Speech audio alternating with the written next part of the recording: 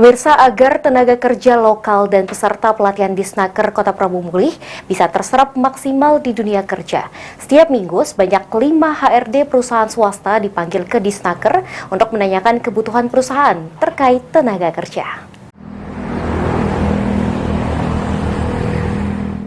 Dinas Tenaga Kerja Kota Prabu Mulih kini sedang berupaya semaksimal mungkin agar tenaga kerja lokal dan peserta pelatihan bisa terserap maksimal di perusahaan swasta yang beroperasi di Bumi Seigok Sepemunyian.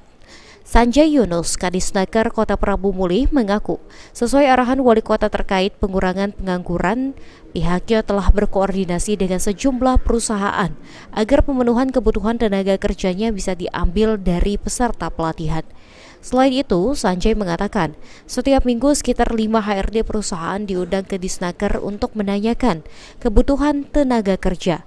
Dengan adanya pemanggilan tersebut, pemerintah berharap peserta pelatihan di Balai Latihan Kerja dengan passing grade tertinggi atau siap pakai bisa langsung bekerja. Selama ini kan kita ngaduin pelatihan. Nah, setelah mengadakan pelatihan, alumni tadi tidak bekerja kan. Nah, sekarang ini kita tiap minggu kita undang 5 HRD perusahaan yang ada di Pramuli kan. Nah, kita tanya, kamu butuh apa sih? Kamu butuh tenaga kerja apa? Nah, dia kasih kriteria-kriteria yang dibutuhkan. Nah, kita siap ke alumni yang kita tahu passing grade-nya pas ikut pelatihan tuh lebih tinggi kan. Nah, jadi kita arah ke mereka.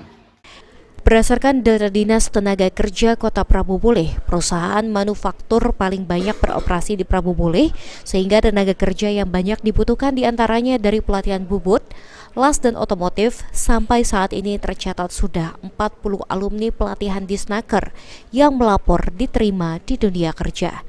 Bieni Firdaus, Paul TV.